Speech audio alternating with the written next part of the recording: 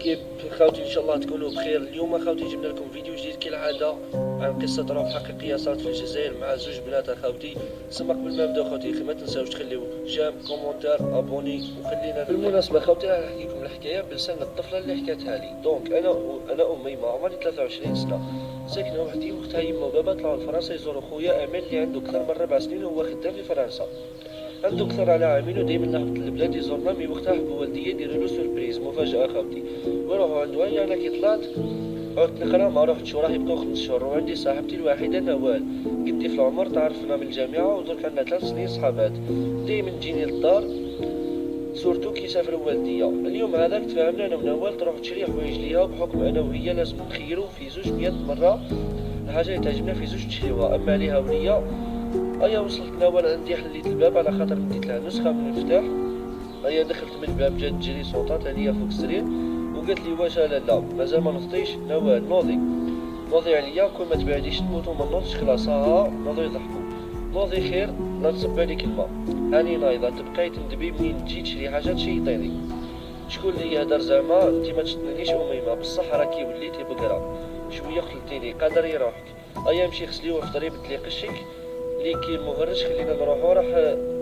راح الحال. غسلت لبست حوايجي ورحت كليت زوج حبات كاطو وجيت خارجه انا ونوال.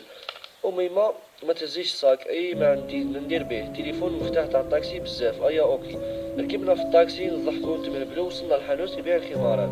خيرنا وعاودنا حتى لقينا خمار يخرج مع لبس نوال.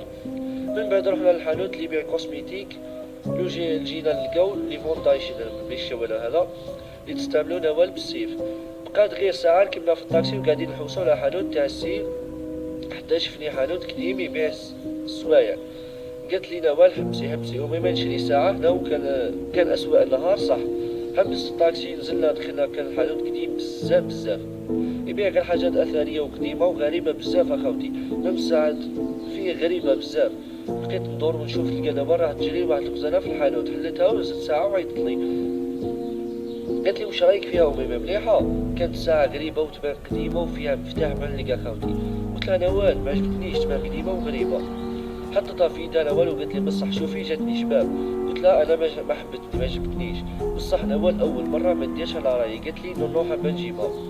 داتها لمول الحانوت وقالت له انا حابه ندي هذه الساعه. مول الحانوت كان راجل كبير وتصرفاته اخوتي غريبه بزاف. المهم اخوتي وفرح قال لها صح. قالت له نوال هيك سلكاتو سلكناه وخرجنا من الحانوت وانا غير نشوف مع ذاك الراجل.